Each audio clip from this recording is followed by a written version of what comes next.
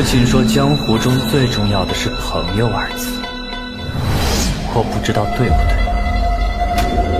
对，因为我不懂江湖，更不愿意交朋友。我只知道，父亲就是被他那些最好的朋友给逼死的。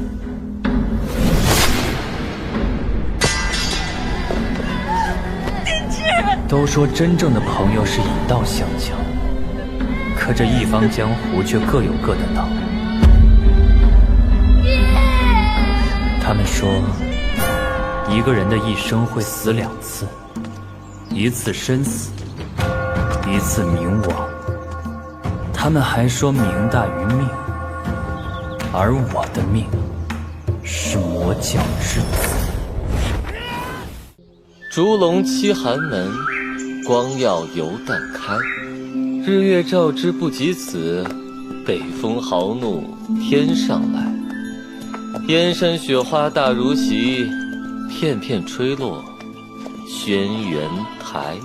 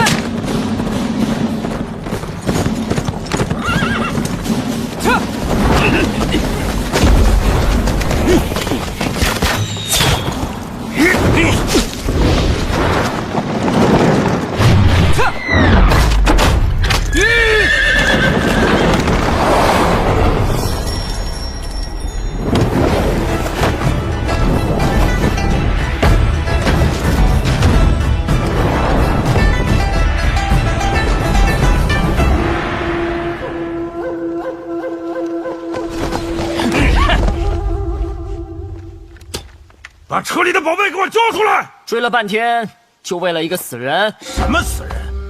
江湖上都传开了，有人从寒水寺里运出了一尊黄金棺材，里面装有可以称霸天下的武功秘籍，数以万计的黄金珠宝，还有倾国倾城的绝世美女。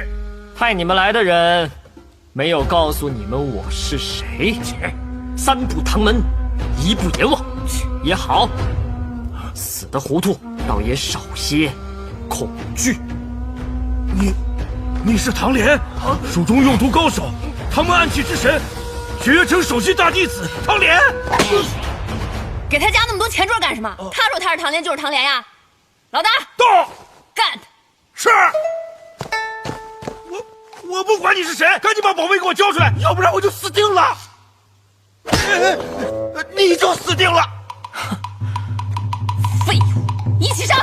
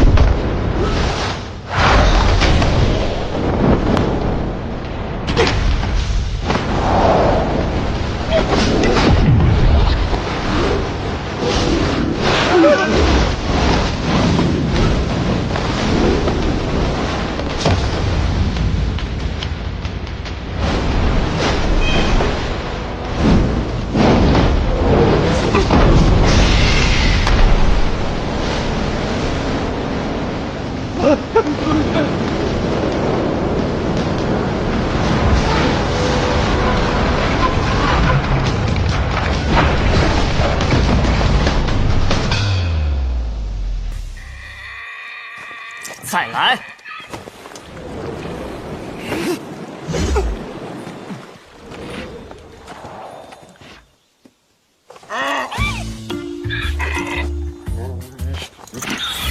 哎，打劫呢，走快点儿！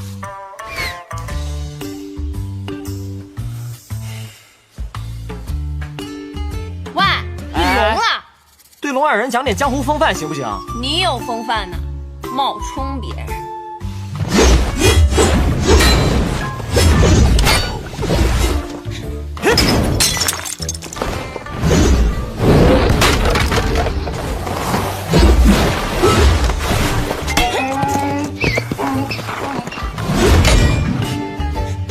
好枪法，你也不赖。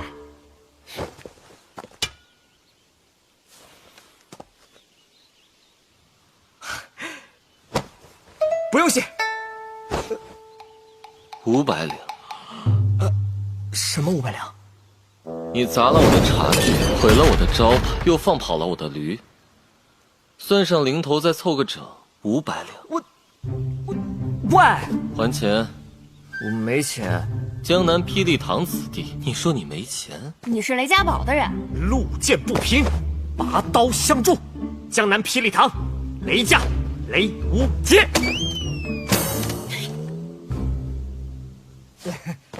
放心，这次是我偷跑出来的。等我到了雪月城，就有钱赔你了。雪月城倒是个有钱的地方。为了防止你赖账，我要与你同行。但我从未去过雪月城，恐怕得找一阵子。找？有雪月城枪仙之女司空千落在。什么强仙之女？本小姐行走江湖，从来只用自己的名号，狂暴银枪，司空千落。哇，好响亮的名号！我要去雪月城拜师。大师姐好。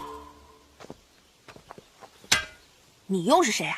萧瑟，一个江湖消息灵通的客栈老板罢了。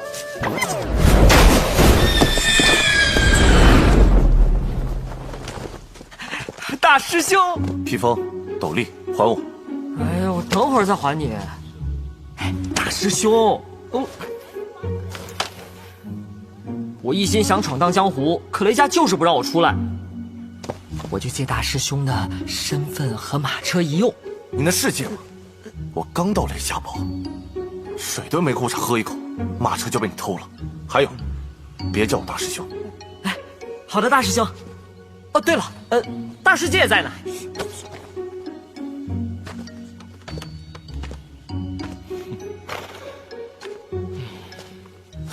大小姐，你偷偷跑下山，三师尊可知道？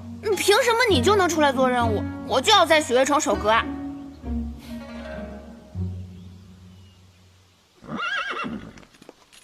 这么的吧，师兄，咱俩比试比试。若是你能赢得了我这杆银枪，我就跟你回去；你要是赢不了我，那个东西由我来护送。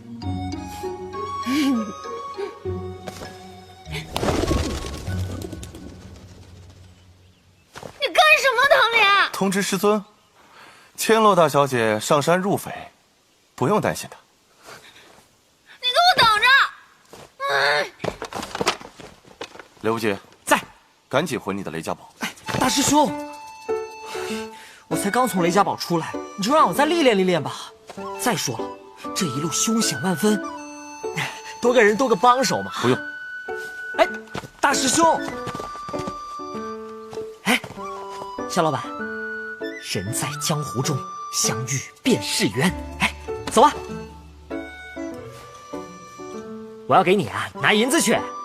走，走。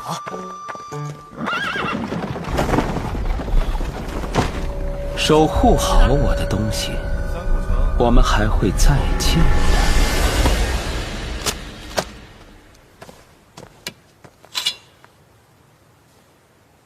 三顾城，美人庄。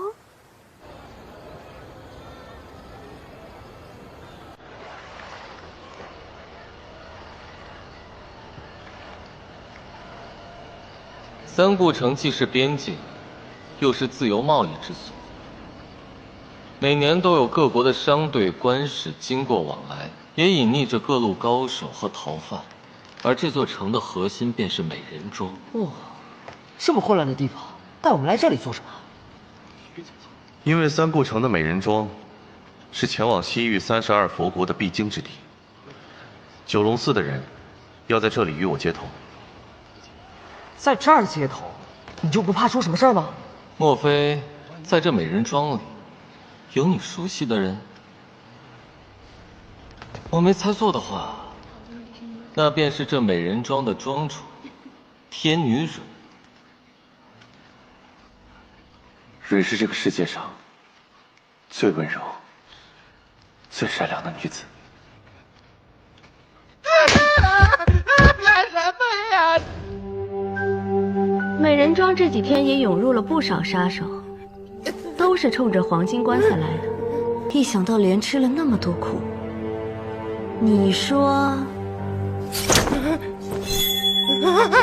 你该不该死？不是我，消息是从宫里传来的，咱家也不知道是哪个杂碎先传的，就跟着随声附和了一声。谁叫咱家消息灵通，又知道唐莲要来这美人庄。等一下，六皇子，我知道六皇子的下落。三顾城中红尘下落，而这美人庄，不仅是销魂蚀骨的温柔乡，也是帝国数一数二的赌场，鱼龙混杂，水深莫测。哎，公子您稍等啊！是你的公子。雷家家族人情，若让千虎师叔知道我来这种地方，他一定会使出五雷天罡拳打死我。好嘞，站起来！放心吧，雷千虎不会打死你。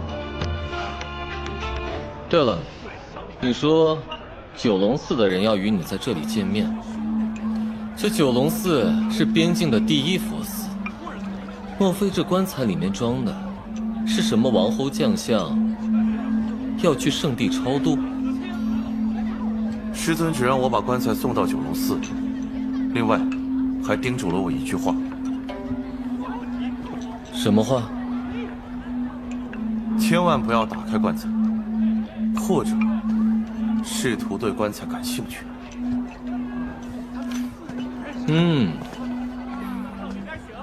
走吧。哎，那我们带着重宝进来，岂不是很危险？5年前，萧楚河被贬出天启城后，就音信全无。就有前2天，有人在红炉镇见过他，他在镇上刻了一块招牌，招牌上还写着雪落山庄。一块招牌，如何判定？招牌的材质特殊，除了当年的琅琊王，就只有六皇子萧楚河有。这事儿就只有咱家我一个人知道，还求天女饶我一条狗命啊！确实是重要的情报。按照美人庄的规矩，你可以走，但你的眼珠子得留下。莲，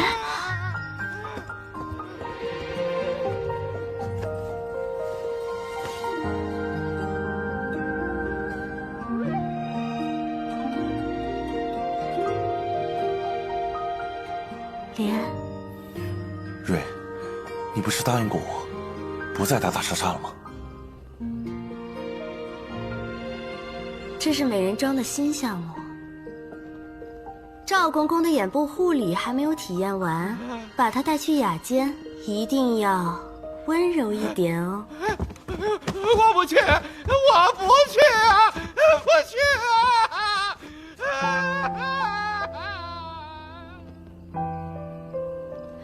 莲，距离我们上次相见，已经过去16个月零7天了。瑞，你记错了，是16个月零8天。瑞，其实我这次前来主要是为了……放心吧，我都知道了。我会帮你拖延出时间，等到你的接头人。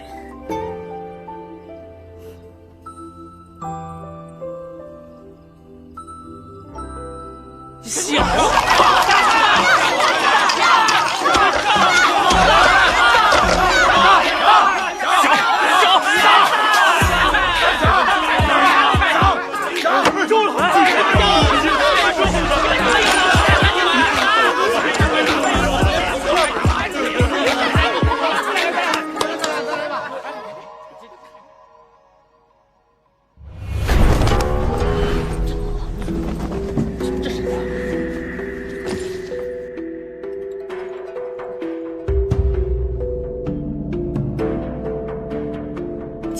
人庄换个有意思的玩法啊！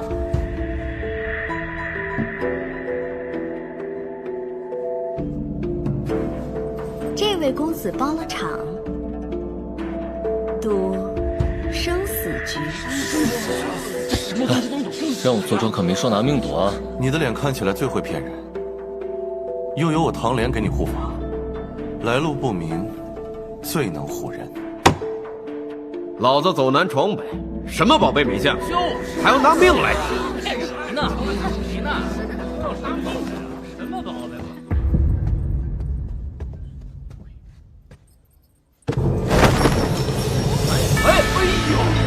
黄金棺材，黄金棺材！这里怎么了？在你们这儿？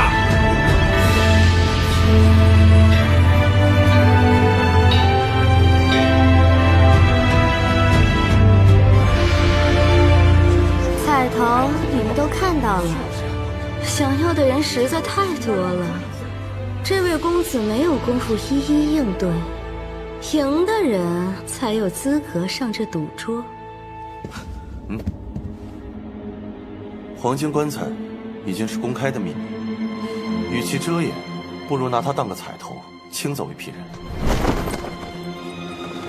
什么生死局？不过是想拖延我们时间，互相残杀罢了。宋大哥，天下无双城也对这棺材感兴趣？乌合之众，你们连这棺材内藏的是什么都不知道，就想来争抢？哼！听说是本绝世秘籍，又或者是个绝世美女呢？这棺材里藏的是魔教之子。12年前，魔教东征失败，魔教之子留在北离当作质子。罗刹堂的秘术学成一门便可平步江湖。据说这魔教之子身负罗刹堂所有秘术，一旦放出，可能就是江湖浩劫，不是天下浩劫。不能把他撞出来啊！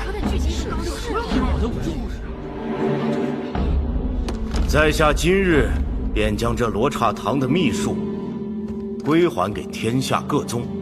这质子，今日便由我天下无双城带回看管。不想惹麻烦的，请赶紧离开。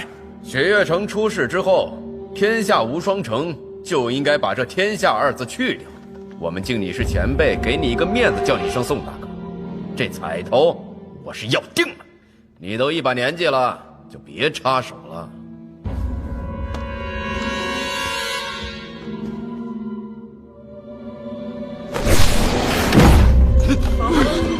无双剑侠。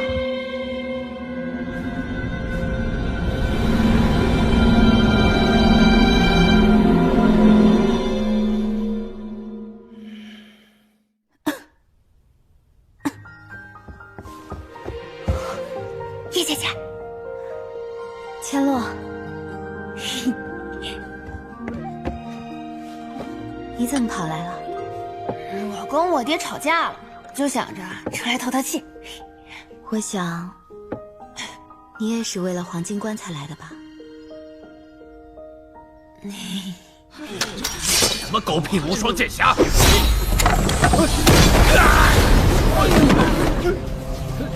无双剑侠，100年间无人能开的剑侠，想不到这一辈的人居然能运用自如。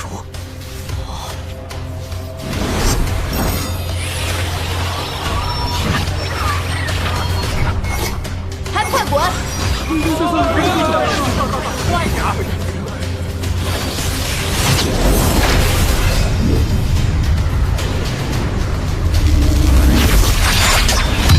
好内力，敢问前辈名号？天外天，白发仙。早在12年前，那可是个镇得住的名字。魔教，师父。哈哈哈哈哈！有意思，居然有人还记得我的名字。魔教的人竟敢踏足我北离！唐莲，无论雪月城和我无双城之间有何争抢，黄金棺材绝对不能落入魔教的手中。云缩、轻霜、绕指柔、运如意，是。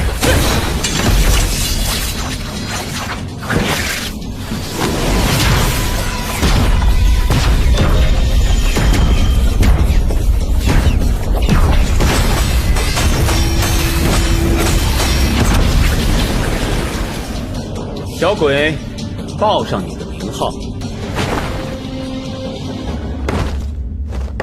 天下无双城，无双。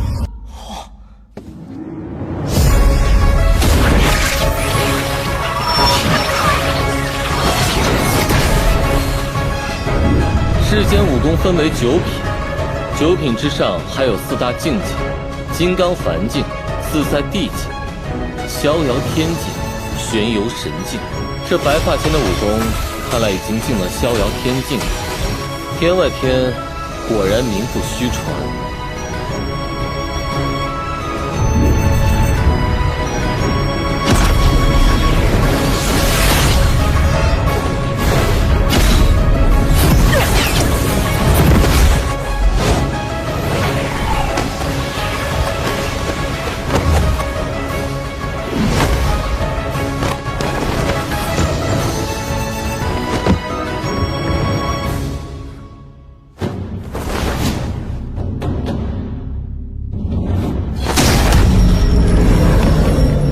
黄金棺材！哎，大师兄，小四，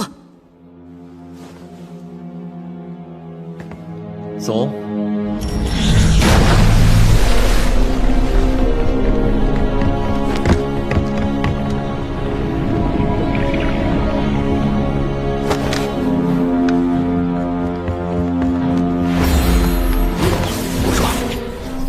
诸位，今日我们定要统一阵营，铲除了这魔教余孽。废话少说，今天既然这里是生死局，那就让我们来赌一把。怎么，你们怕了？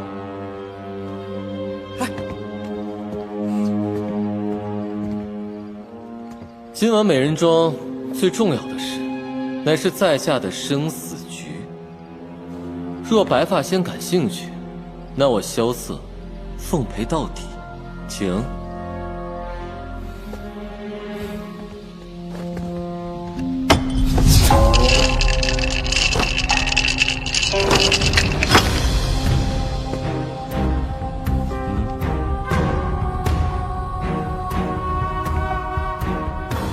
3个6，我压大，压定离手。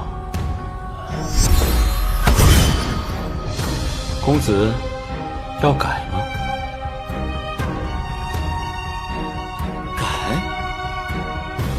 赌博最好玩的乃是一个赌字。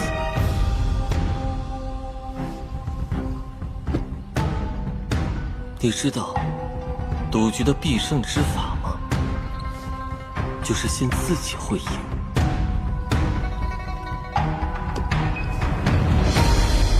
哈哈哈哈哈哈！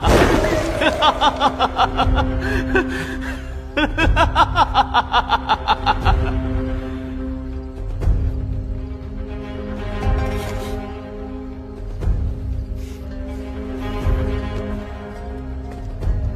这一把算你赢。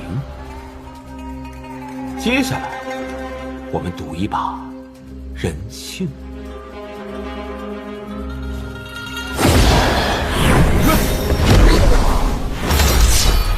黄金棺材和天女蕊，你只能选一个。杀了天女蕊，黄金棺材便归你；不杀，黄金棺材便归我们天外天所有。一个是最重要的任务，一个是最心爱的女人。还有谁要下注？不愧是魔教，只可惜莲的心里装了太多东西，每一样都比我重要。装什么装？你比谁都更想知道答案，难道不是吗？莲，我知道这个任务对你很重要，不必顾及我的感受。蕊，我唐莲，你还真犹豫啊！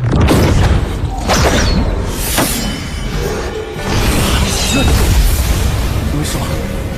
火灼之术以燃烧内心心柴来获得短暂神力，而你的心柴又能坚持多久呢？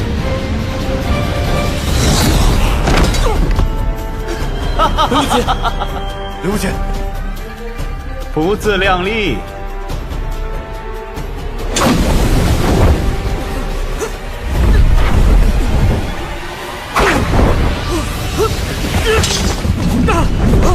刘姐，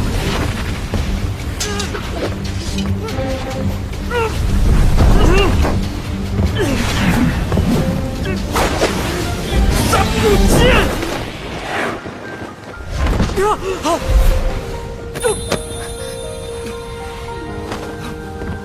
跟着我，调整呼吸。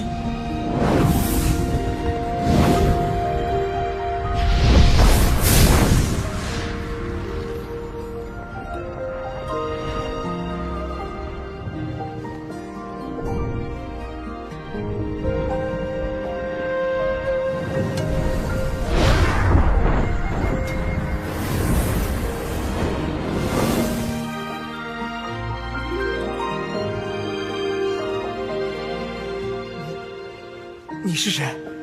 大将军叶笑英之女，叶若依。今晚这美人庄可真热闹啊！看来这就是传说中一舞惊魂的若依剑舞了。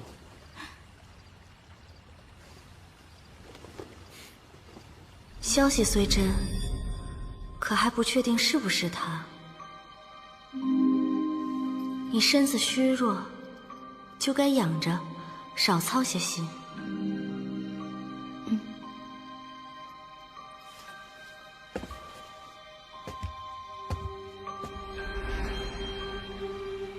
你们玩够了没有？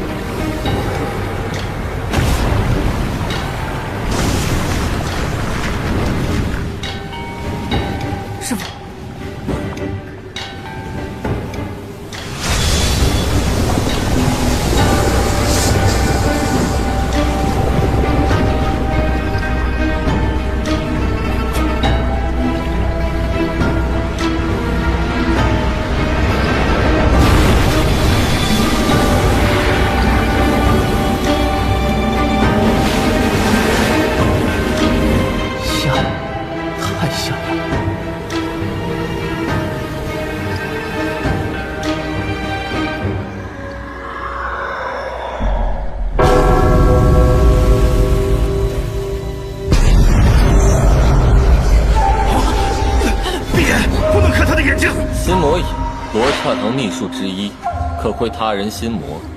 那些因为太过痛苦而被遗忘的往事，也会瞬间记起；被窥探之人，也会瞬间幡然醒悟。但更多的，都将沉浸在心魔之中，痛苦自尽。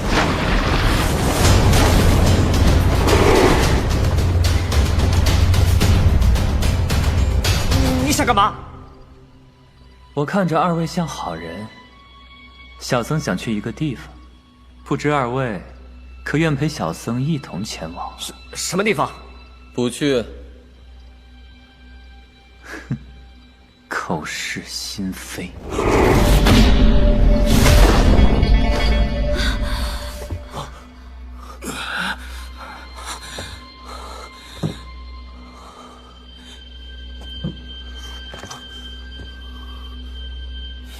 没工夫陪你们玩。我杀一人，能救1000万人。纵使这人无辜，你杀是不杀？冤冤相报何时了？他们杀了我阿弟，我要把他们全杀了！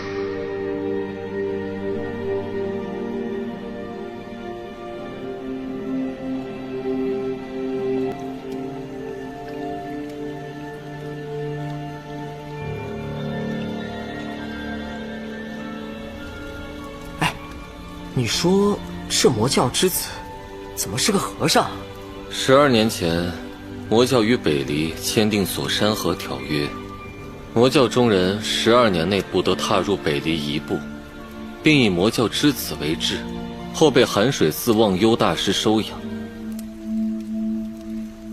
取名无心。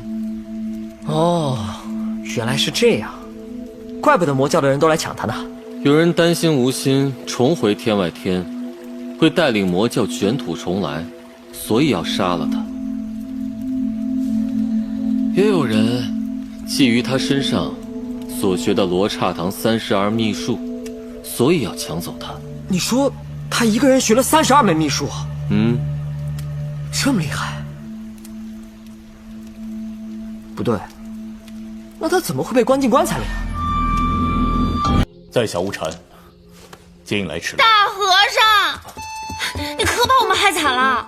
那魔教之子这么危险，干嘛要费尽周章的把他运到那个九龙寺去啊？司空千落，你没回去？你那个鸽子已经被我炖了吃了。你别你了，大师兄，反正你说什么我都不会回去。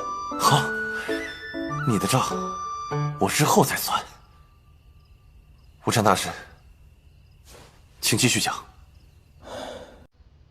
3日前，寒水寺忘忧大师突然远迹，江湖传言是其嫡传弟子无心突然闯入，导致忘忧大师走火入魔而亡。忘忧大师可是天下禅道第一大宗，肯定跟那个大魔头无心脱不了干系。我虽不信江湖传闻，也不信无心师弟会做出这等残忍冷酷之事。可锁山河之约期限将至，朝野上下愈发不安。忘忧大师又突然造化，那么多江湖人士，抢一个和尚干什么？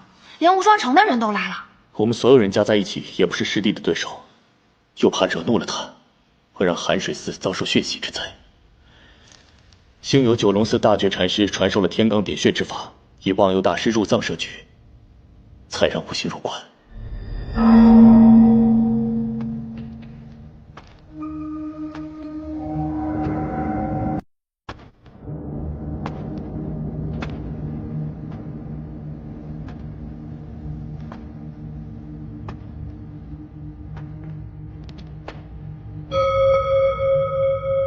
无心师弟，送师父最后一程吧。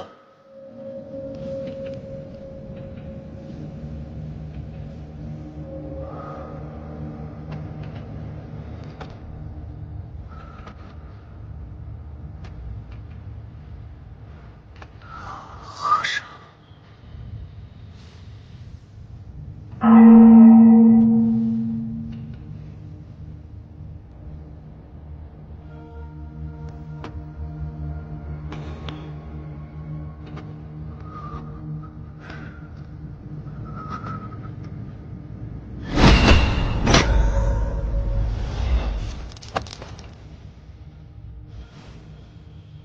阿弥陀佛。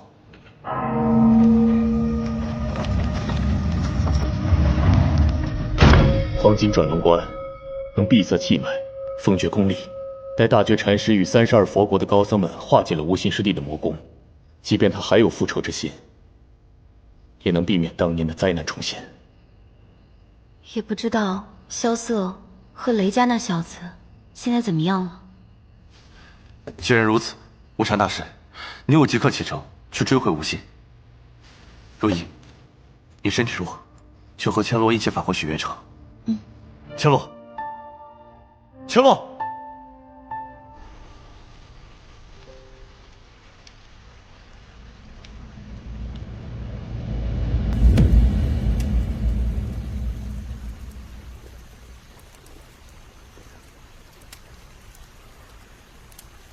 小瑟，小瑟，想什么呢？我在想，刚刚在场那么多人，为什么只带走你我？不会要拿咱俩祭天吧？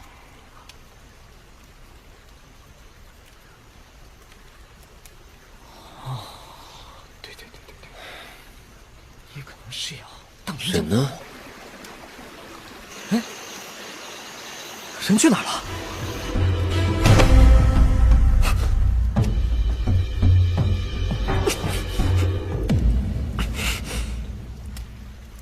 要杀要剐，给个痛快的！小僧若想杀你，方才在美人庄就可以动手，何必等到此时呢？那你想干嘛？施主方才被白发仙的真气所伤，此刻那道真气依然在施主体内乱窜。我奉劝施主，此刻不要急于运功，否则两道真气在此内相冲，势必伤上加伤。接下来呢，前路遥远，小僧可用流转之术，将那道真气逼出。你要给我疗伤？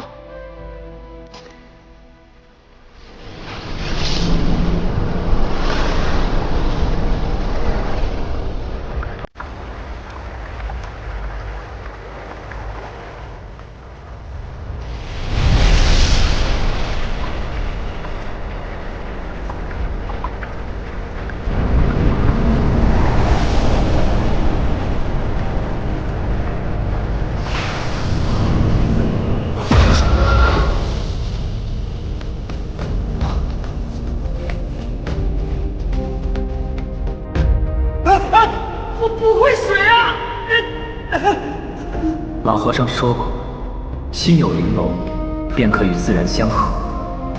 倒真没有骗。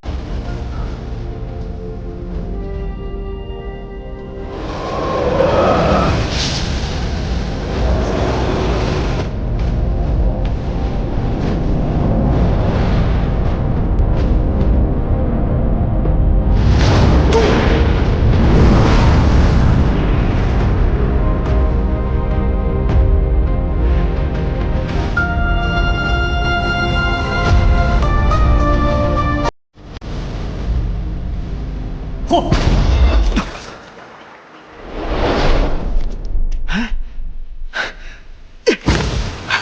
小僧，你看。哦，我明白了，想不到你这人还怪讲武德的。你是想先治疗好你的对手，然后再进行一场堂堂正正的决斗。好，来吧。小僧无意闯荡江湖，也不信这江湖上有什么公正可言。小僧说了，只想让二位陪我同行去一个地方。以你的武功，可以去任何你想去的地方，怎么偏要带上我们二人？这一路上好无聊啊，随便抓两个人说说话吧。你要是和一群和尚共处12年，你也会闷死的。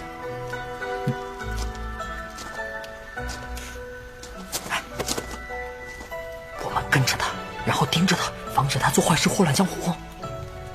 真是个小憨货。走啊！啊，走。走吧。哎，走了。既然二位答应与我同行，那我们就算同伴了。不知二位姓名呢？江南霹雳堂，雷家雷无节。萧瑟。赤王萧雨，白王萧宠，永安王萧楚河。太子之位一日不定，这江湖也一日不宁。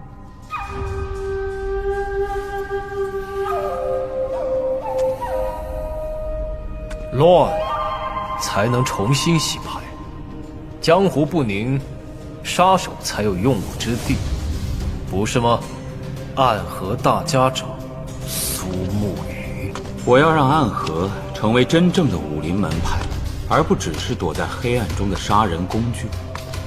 你我合作，各取所需。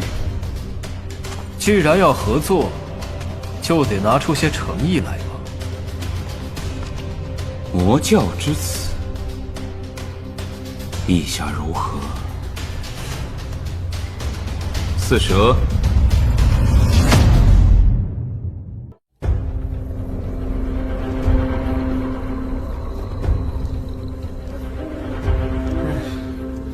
这林子怎么越走越黑啊？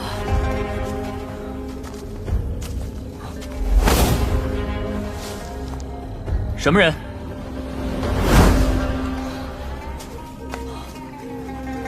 看来是个高手啊！你们先撤吧，这里交给我。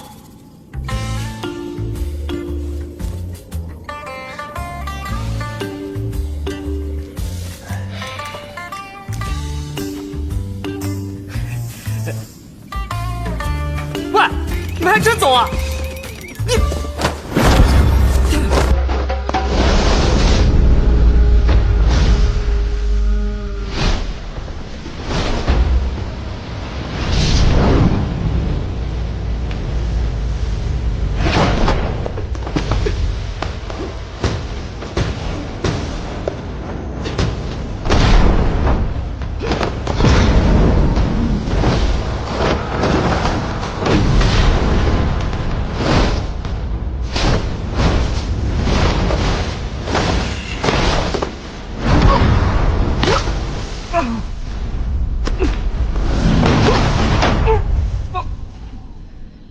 可惜让那个和尚跑了。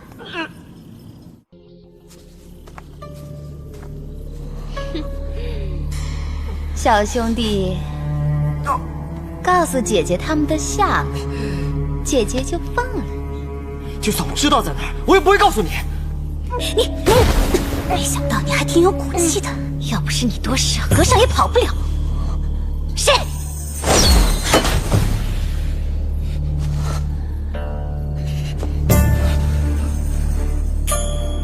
哎呦，你这细皮嫩肉的，倒不如把你烤了吃了。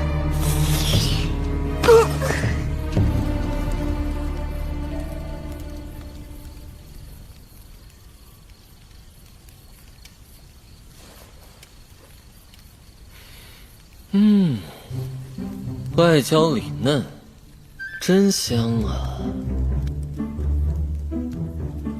尝尝。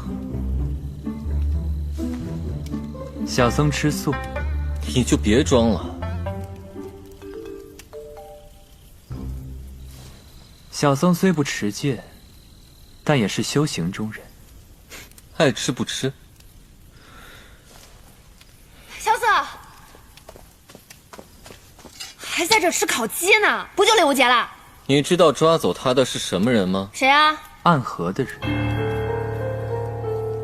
暗河是天下第一杀手组织，杀手排行榜独占前8。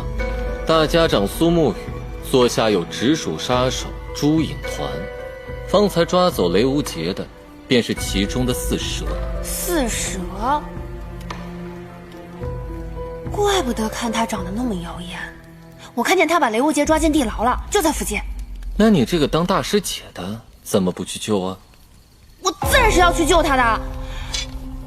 不过，他们把守人太多了，我一个人肯定是不行的。我又不会武功，我若去救，只会白白丢了性命；不去救，最多损失500两。你怎么这么冷血无情啊？雷无节认识你，真是倒了8辈子的霉了。我当他的债主也是够倒霉的，没兴趣当他的救命恩人。小僧倒是有兴趣。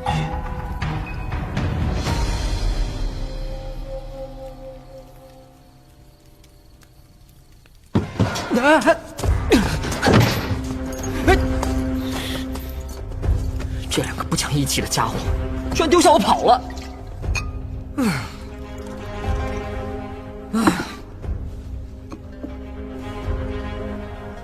不要叹气。谁？少年英雄，自当鲜衣怒马，把酒当歌。怎落得如此唉声叹气的模样？把酒当歌，我如今都沦为阶下囚了，哪还有酒？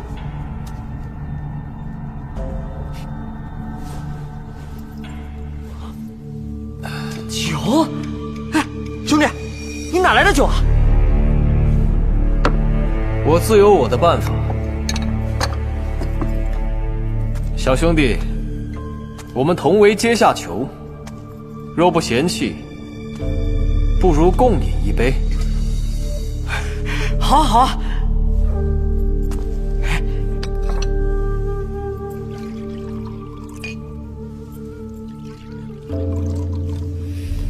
原本以为这漫漫长夜，我要一个人喝着闷酒度过，没想到在此碰到小兄弟，我们也算是有缘之人。缘分呐！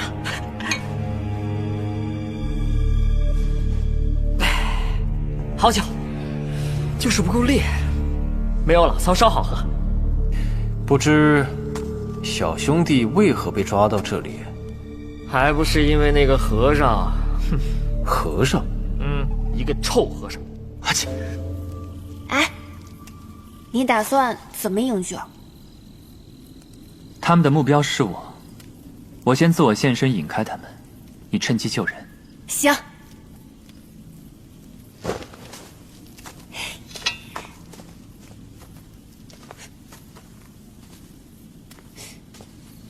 那你呢？可期，等你们凯旋。哼。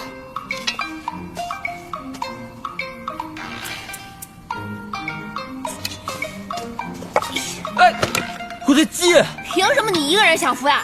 一起去救！鸡！他叫吴昕，听说好像是忘忧大师的弟子。好多人都说他是魔教之子，邪得很。哦，是吗？啊，对了，刚才光顾着说我了，你是怎么被抓进来的呀？哼，我来到这儿是因为我想当皇帝。兄弟，你喝多了吧？你要是皇帝，那我就是剑仙了。好，我要是当了皇帝，就封你为剑仙。剑仙可不是皇帝能封的。殿下，那个无形和尚他自己闯进来了。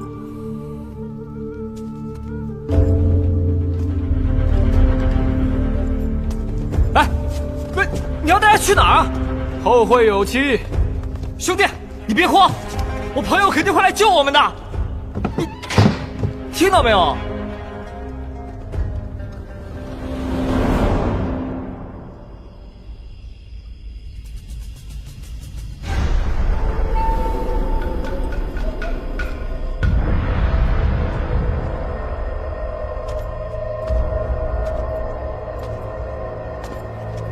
没想到你居然主动现身了，就是为了救那个雷家子弟雷无节。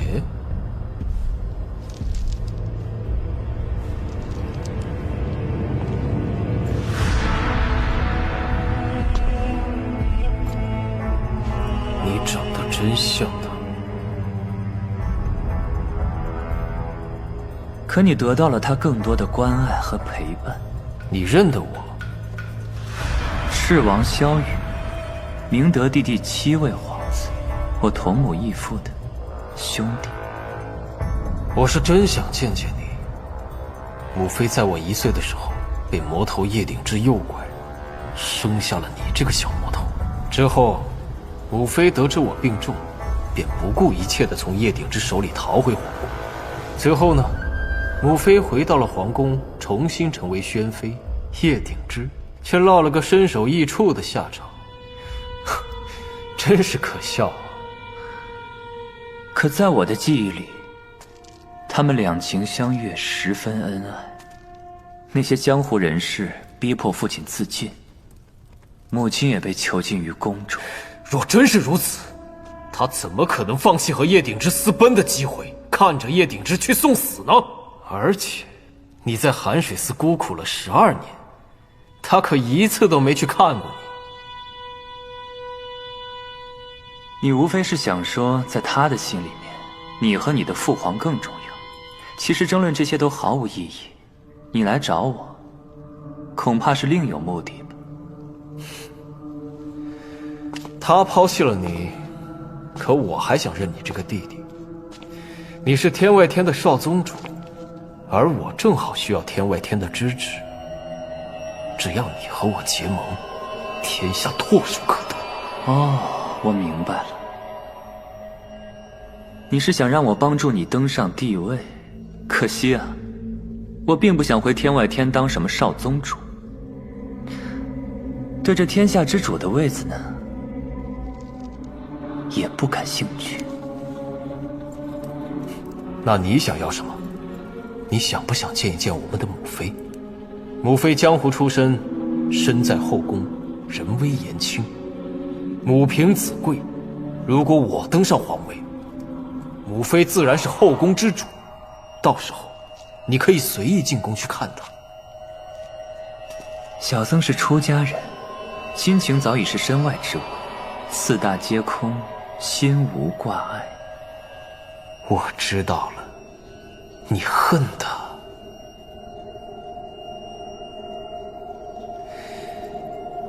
如果你能帮我，我可以帮你杀了他。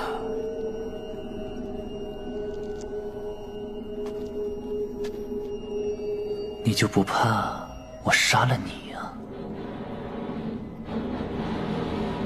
哼！你要是真想杀我，方才一见面，你便可以使出那招心魔引了。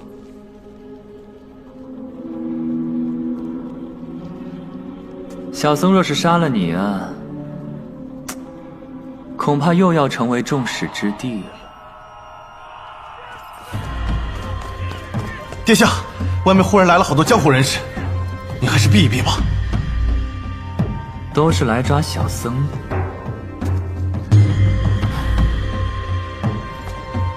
看来你不只是来救雷无节的。这一路上呢，遇到好些个尾巴，要是挨个处理呢，小僧累都累死了。倒不如凑一块儿，热闹热闹。好，我们走。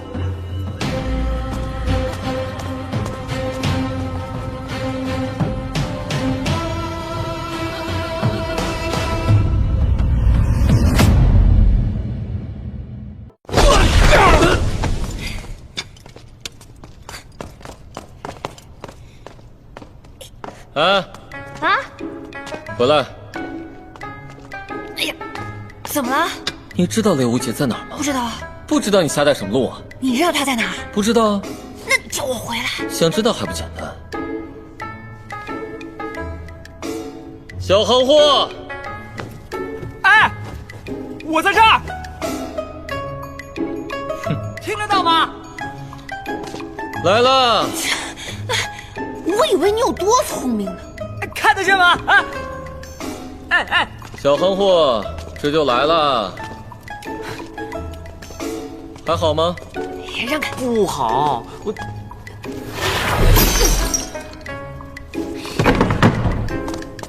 大师姐，小瑟，你们是来救我的吗？不然呢？我果然没有看错人。哎，怎么回事？都是些江湖上的朋友。你们果然是来救我的，叫了这么多朋友来。跟他没关系，跟我也没关系，是和尚的主意。他说他去引开他们，让我俩来救你。那和尚，他也来了？那他人呢？我没事。和尚，走吧。施主请淡定。淡定什么呀？你是一个聪明善良的好和尚。你们能来，我真的太开心了。赶紧走吧，有在这儿打架吗？哦，对，走。我还要拿下我的纱布剑。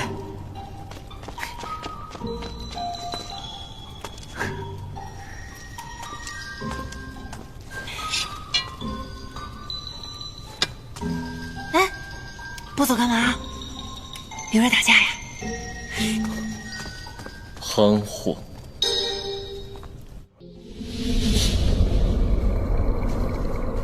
哎呀，你们不知道我在牢里，我真的很憋屈。和尚，谢谢你救了我一次。哦不，是2次，2次。以后要是有机会的话，我一定会竭尽全力报答你。不必了，出家人以慈悲为怀。是，但还是谢谢你。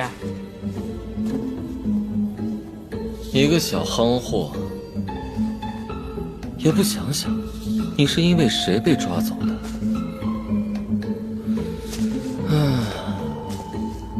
不对啊，他救了我也是事实啊。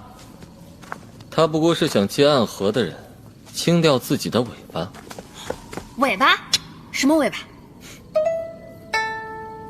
又来一个小夯货。你才是小夯货呢！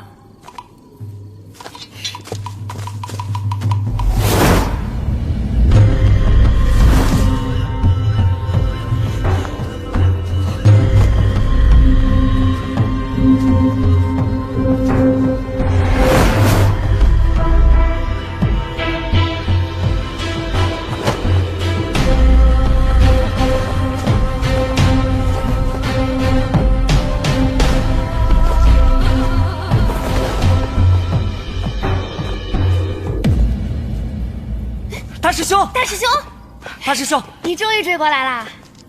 简直胡闹！不信！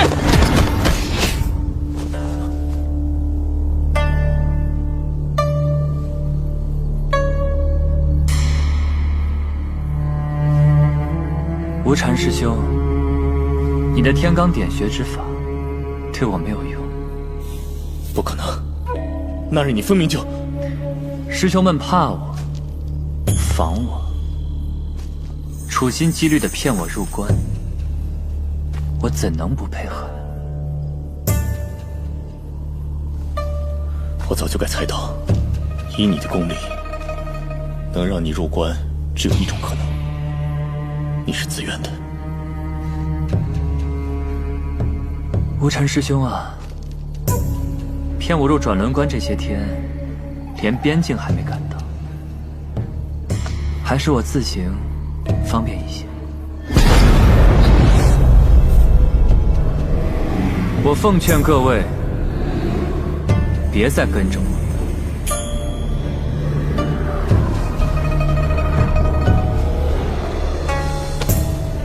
继续我们的旅程吧，二位。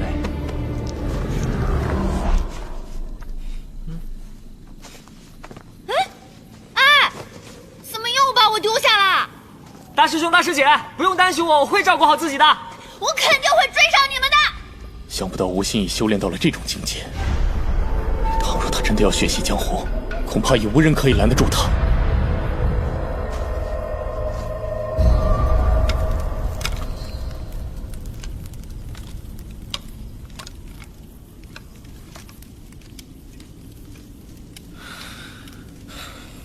这半山坡上不是有间草庐吗？怎么不去那儿休息？这荒郊野岭太冷了。明日还有路要赶，今天就先在此地对付一宿吧。你该不会是因为怕那个草屋附近有鬼，不敢去吧？哎，和尚也会怕鬼？这世上没有鬼，有的只是别人想见而见不到的故人。叽里呱啦说什么呢？一句都听不懂。哎，小四，你呢？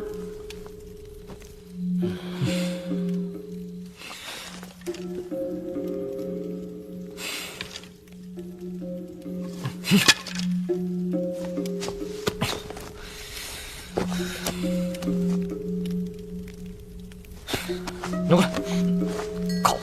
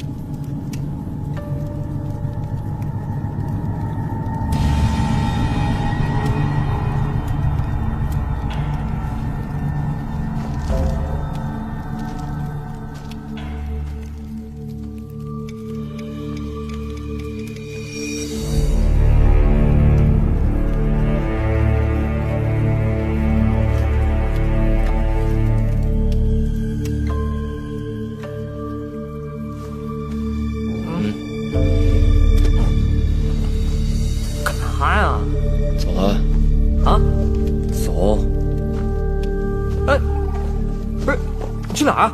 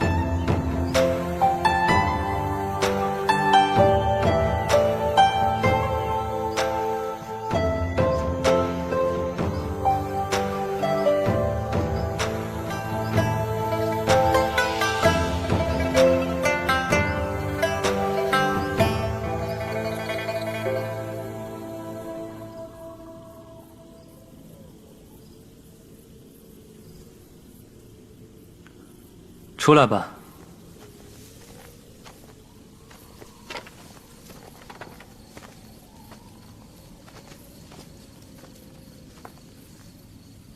这里是有你的故人吗？小的时候，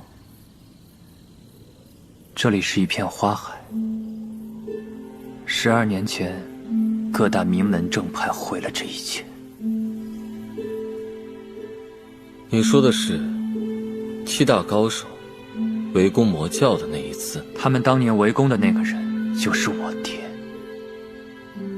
叶鼎之。那你这次回来是想要报仇？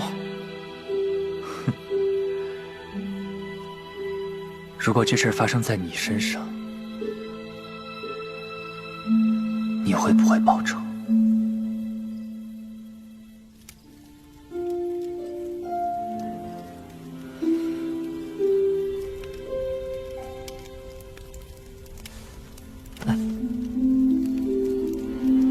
你也想家了？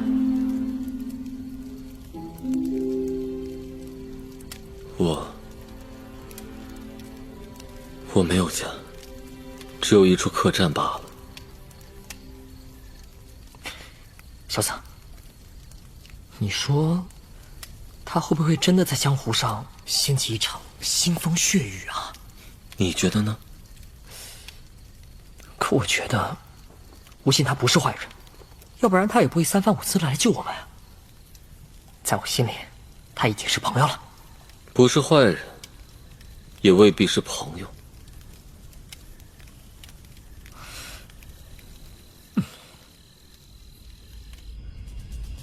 吴昕和尚没抓住，你我之间还有合作可谈吗？吴昕虽然逃了，可还有一件更有意思的事情，他身边跟着的2个人，一个是雷家堡的弟子，而另一个是个身份神秘的客栈老板。与本王何干？他叫萧瑟，姓萧，难道是萧楚河吗？除了姓名，萧瑟的一切无迹可寻，他就好像凭空冒出来的。你说，什么样的人他会把过往忘得干干净净？哪怕是有一丝一毫，都会颠覆我的继位大计。找到萧瑟，宁可错杀，绝不放过。